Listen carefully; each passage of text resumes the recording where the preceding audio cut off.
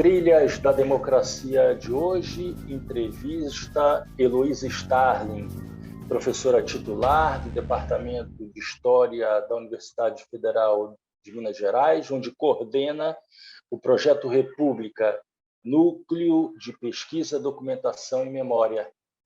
Heloísa, seja muito bem-vinda ao Trilhas da Democracia, esse espaço de discussão, reflexão e defesa da democracia e dos direitos humanos. Seja muito bem-vinda. Obrigada, muito obrigada pelo convite. Eu estou honrada de participar do programa. Muito obrigada. Heloísa, eu gostaria de começar essa entrevista fazendo a leitura das 4 últimas linhas da conclusão do livro, que já é um clássico da historiografia brasileira, né, que você concluiu, né, e você e Lilia Schwartz concluíram em janeiro de 2015, Brasil, uma biografia, né, em que vocês dizem: a grande utopia, quem sabe ainda, seja acolhermos os valores que têm como direção a construção do que é público, do que é comum. Talvez comece nesse desafio mais um capítulo na história do Brasil. Afinal, feita a opção democrática, também a República pode recomeçar. Heloísa, por que nos últimos 7 anos nós nos distanciamos tanto dessa grande utopia? Olha só, quando Lília e eu fizemos finalizamos o Brasil, uma biografia, tudo indicava, né, que, do ponto de vista da democracia, tínhamos mesmo avançado de uma forma inédita na história do Brasil e tínhamos o período mais longo de experimentação democrática da história recente. Mas não tínhamos resolvido a República, quer dizer, a República é uma casca no Brasil, falta a República ser dotada do republicanismo, que são os valores e os princípios que orientam a República. Então, o nosso suposto é impossível pensar uma democracia que não seja republicana, porque é a República que traz a dimensão do bem público, do interesse comum, do bem comum, do espaço público, né, dos valores republicanos da tolerância, da amizade, e a democracia traz... e a República tem que ser democrática porque é a democracia que vai nos ensinar o princípio da igualdade e o princípio da inclusão, né? Então, a ideia era de que nós tínhamos avançado muito na experiência democrática e precisávamos dotar a República de republicanismo. Nós vimos que não era bem assim, né? Ao contrário, a democracia não estava consolidada no Brasil. E nós fizemos um pós-fácil, inclusive, né, tentando dizer isso: olha, algo deu errado no nosso projeto futuro democrático e nós precisamos entender o que é que deu errado e por que deu errado, né? Por outro lado, depois desse pós-fácil, o nosso projeto futuro ficou ainda mais complicado. Se você olhar o Brasil hoje, falta-nos um projeto de futuro. Quer dizer, aquilo que o presidente da República disse, tão logo ele tomou posse em Washington, em 2019, está sendo levado a cabo. Ele disse: a minha função não é construir, né? É preciso desconstruir muita coisa. Ele disse isso num jantar, acho que no dia 19 de janeiro de 2000, tão logo ele tinha tomado posse, de 2019, num jantar na Embaixada em Washington, se não me engano. E é isso que está sendo levado a cabo, quer dizer, está sendo levado a cabo um processo sistemático de destruição democrática, de degradação da democracia no Brasil. Então, o que tinha dado errado no nosso projeto futuro era ainda maior, mais evidente e mais forte do que nós tínhamos conseguido enxergar, né? Então, esse é o nosso problema hoje, quer dizer, eu suponho que, para que a gente retome a nossa utopia, né, a nossa democracia, nós temos que, talvez, pensar duas coisas, não sei. Uma, depois do dia 7 de setembro de 2021, nós sabemos como morre a democracia. Mas há 3 anos, quase, nós estamos presos numa pauta de morte e de destruição. Então, nós já sabemos como é que a democracia morre. Acho que a questão que nós temos que colocar agora é o seguinte: como renasce a democracia? Como é que nós vamos retomar? Nós temos que dar, eu acho, né, um cavalo de pau nessa pauta de morte e retomar, inclusive no brasileiro, que nós já fomos, porque a história do Brasil não é só a história, o Brasil não é uma coisa só, né? E se a gente olhar para trás nessa história, nós vamos ver uma história muito grande de liberdade, de projetos de liberdade, as nossas raízes. Onde estão as nossas raízes? Nós temos que retomar as nossas raízes democráticas, as nossas raízes de liberdade, para que a gente possa escrever a pauta de como é que renasce a democracia, eu acho. Luísa, a propósito, vocês fizeram 3 perguntas nesse mesmo parágrafo, né? No parágrafo final das conclusões, da conclusão do Brasil, uma biografia, e eu gostaria de te fazer essas perguntas, né? Nesse momento, cotejando com esse projeto de destruição assumido desde o início pelo presidente da República. A primeira pergunta é: o Brasil consolidará a República e os valores firmados na Constituição de 1988? A resposta hoje, em relação à possibilidade da Constituição de 88 continuar sendo a nossa referência de afirmação histórica dos direitos de cidadania, dos direitos humanos em geral? Olha, nesse momento, a Constituição está sendo muito atingida, né? Quer dizer, num processo de degradação democrática, o alvo de uma ação voltada para desconstrução democrática, certamente é a Constituição de 88, porque, por mais ela tem limites, ela tem problemas, mas ela é a Constituição mais avançada que nós temos na história com relação aos direitos, né? E a questão dos direitos é importante aí, porque eu não sei se os juristas, esse povo que estuda a Constituição, certamente vai dizer que que não é bem assim, mas vamos pensar aqui do ponto de vista do historiador.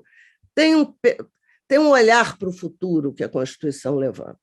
E esse olhar vem, inclusive, da questão dos direitos, porque os direitos, uma vez afirmados, eles podem até não ser cumpridos, mas eles não desaparecem mais. Né? E a segunda característica dos direitos é que eles têm que ser reivindicados, né? Eles têm que ser declarados, né? Então, tem uma consistência na pauta dos direitos que alicerça um projeto de futuro para nós, né? Alicerça uma perna, pelo menos, desse projeto.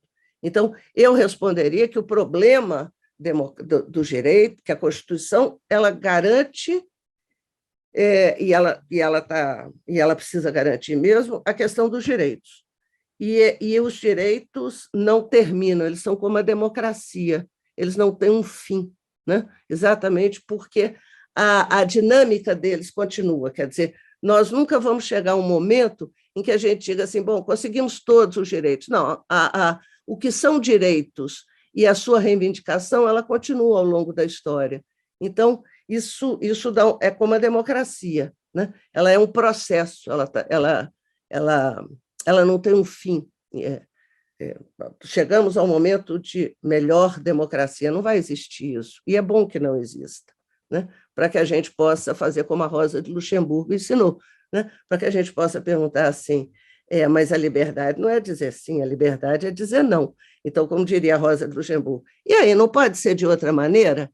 Então, com isso, essa é a vitalidade da democracia. No caso da República, talvez o problema da Constituição é uma aposta imensa na democracia e uma retração na ideia da república. Quer dizer, é como se a república fosse um sinônimo da democracia, como se a república fosse uma forma política e, portanto, vazia de republicanismo, e ela se viste sinônimo da democracia. Não serve, né?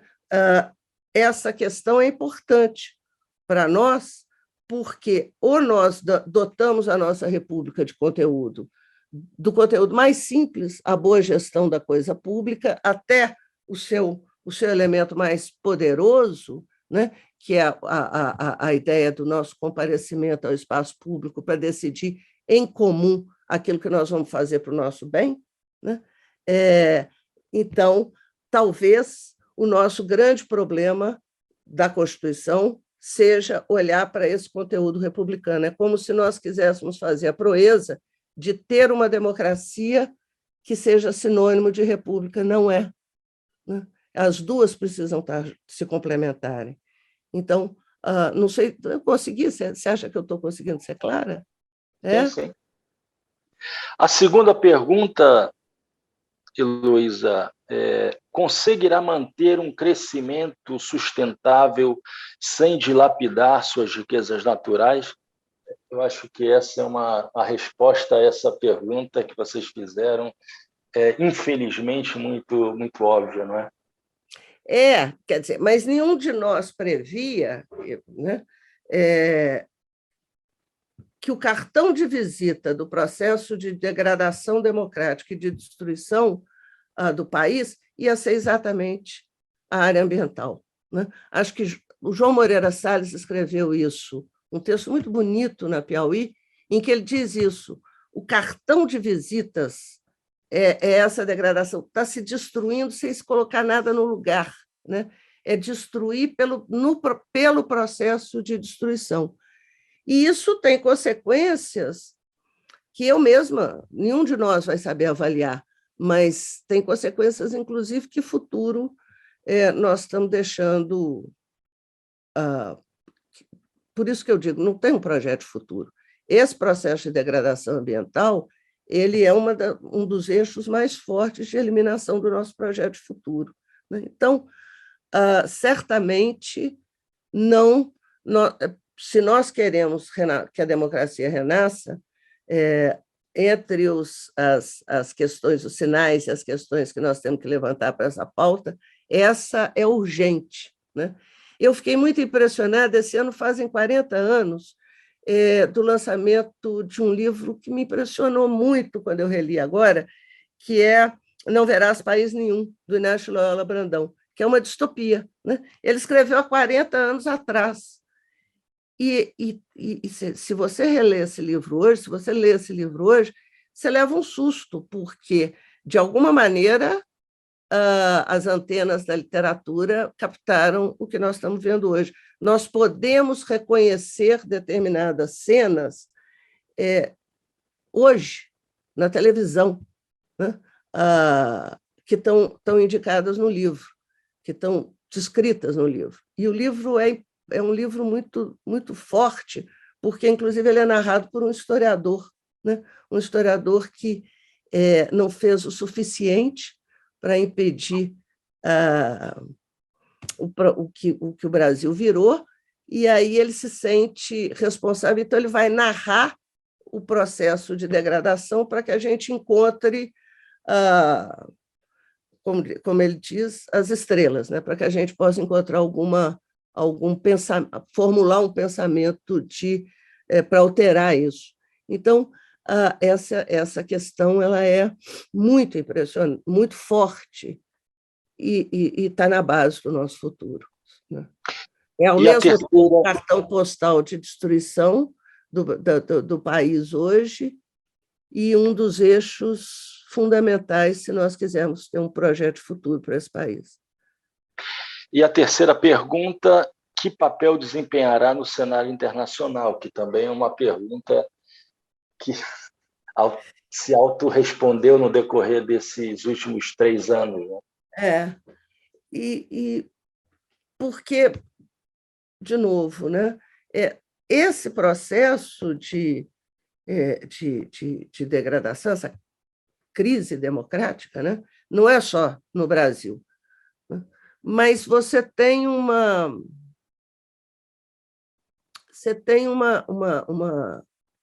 como é que a gente fala, né? Qual é a relevância do Brasil hoje? Nenhuma. A não ser se nós engatarmos na nossa questão anterior. Quer dizer, o Brasil se tornou uma ameaça, ele se tornou irrelevante, ao mesmo tempo uma ameaça em função da degradação ambiental, né? Em função do que ele está fazendo com o meio ambiente e as consequências disso no cenário mundial. Então, essa é uma posição que eu acho que inédita na história do Brasil. Nós nunca imaginamos que nós íamos nos tornar, ao mesmo tempo, irrelevantes, e quando nós somos referenciados, é como uma ameaça, uma grande ameaça, né? E como é que o resto do mundo vai fazer para lidar com o cartão postal da destruição que nós nos transformamos, né? Então, erramos. O Brasil deu uma guinada a partir da década de 2010, né, que era difícil prever. Eu não me lembro de ninguém ter, ao se iniciar o século XXI, nenhum de nós imaginava, porque era tudo oposto. Quer dizer, você tinha um Brasil que se posicionava muito bem no cenário internacional, você tinha um projeto, de fato, de enfrentamento ambiental. Eu me lembro da Marina, o quanto ela reduziu, quando ministra, né, acho que foi o primeiro governo Lula, a alteração, eu não tenho os dados aqui, mas li isso outro dia no jornal, a alteração que se faz na redução da destruição da Amazônia é muito significativa, né? E nós tínhamos uma democracia que parecia consolidada, jovem, porém consolidada, principalmente com os 2 anos, os 2 governos, o governo Itamar, o próprio impeachment do Collor. Quer dizer, nós tivemos o governo FHC, nós tivemos uma série de procedimentos, e depois os 2 governos Lula, nós tivemos uma série de procedimentos que indicavam isso. Olha, a democracia está consolidada, avançamos no meio ambiente e estamos buscando uma posição no cenário internacional de relevância. Heloísa, você já deve ter sido feita essa pergunta a você algumas vezes, né? Eu imagino, mas eu não poderia deixar de não fazê-la aqui. Esse período que corresponde exatamente a esse período do renascimento da ideia do Brasil como um país do futuro, colocado nos seus devidos termos, mas como tendo assegurado o caminho democrático, ainda que com as suas contradições, né, de um aparato legal avançado e uma realidade social ainda apegada a esse nosso passado escravista. Esse período que corresponde à aprovação, promulgação da Constituição de 1988 até o golpe de 2016, o processo de impeachment contra a presidente Dilma, não teria sido, na verdade, um ponto fora da curva de uma história republicana marcada por sucessivos golpes, por restrições à participação política, reações a qualquer tipo de ameaça que fosse mínima em relação a uma ruptura, né, com o status quo, ao contrário da ideia de que o que a gente vive hoje é que seria realmente uma excepcionalidade, Bolsonaro como sendo uma excepcionalidade? Olha, não. Vamos pensar o seguinte, porque é o que eu chamo da nossa agenda de morte e destruição. Nós estamos prisioneiros dela e estamos olhando para o passado e vendo um lado do passado. O Mar de Andrade diz uma coisa que eu acho que é muito legal para a gente pensar, inclusive hoje. Ele diz o seguinte: olha, o Brasil não é uma coisa e outra, ele não é uma coisa ou outra, né? Autoritarismo ou democracia. Ele é uma coisa e outra. Tá? Então, quando a gente olha para, né, trás, quando a gente olha para a história do Brasil, a gente reconhece isso que o Mário de Andrade está dizendo. Né? Porque se o período que nós vivemos, a partir da Constituição, a partir de 88, né, até os anos 2010, é um período de consolidação democrática, a Segunda República também foi. Né? A redemocratização, o fim do Estado Novo e o processo que vai caminhar até o golpe de 64, ele traz uma série de elementos importantíssimos para a construção da democracia no Brasil. Pensa na campanha da legalidade, né?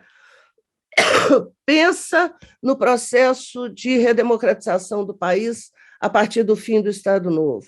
Pensa na Constituição, que vai, né, toda primeira vez que o Brasil discute porque também de forma mais ampla. Então, é um período importante para a nossa história. Então, para a nossa história democrática. E também, desculpa, eu ainda estou com uma gripe danada, para a nossa história, para que a gente entenda a presença forte do autoritarismo. Mas não é, por exemplo, não é só um ou outro, porque, ao mesmo tempo que você tem, estou fazendo a conta aqui, é um período marcado 45, 64, quatro tentativas de golpe, uma dá certo. Ao mesmo tempo, é o momento em que você tem um general que põe um exército na rua para defender a democracia, é a novembrada. Né? Ao mesmo tempo, é o momento em que você tem duas revoltas dentro das Forças Armadas protagonizadas pelos setores subalternos, a revolta dos marinheiros e a revolta dos sargentos. Então, olha como é rico de informações para nós esse momento. Olha como ali tem raízes importantes, tem um legado democrático e tem todos os sinais do que nós precisamos reagir para impedir o ascenso, para impedir a permanência ou a consolidação autoritária. São as duas coisas. Heloísa, e a mesma coisa nós vamos ver na redemocratização. Só uma coisa, quando você pega o processo da redemocratização, a gente enxerga uma tentativa que vem do general Geisel e dos generais que estão no poder. Heloísa Starling, professora titular do Departamento de História da Universidade Federal de Minas Gerais, onde coordena o Projeto República, Núcleo de Pesquisa, Documentação e Memória. Heloísa, muito obrigado. Obrigada a você. Pela entrevista. E oxalá as janelas se abram e uma ventania entre no Brasil no próximo ano. Mas nós vamos ajudar as janelas a se abrir. Nós é que vamos abrir a janela. Exatamente. Tá bom? Um abraço, Heloísa. Obrigada. Funcionou? Funcionou muito bem. E o Trilha da Democracia volta na próxima semana, sempre debatendo, dialogando sobre democracia e direitos humanos. Até lá. Até lá. E abre a janela. E abre a janela.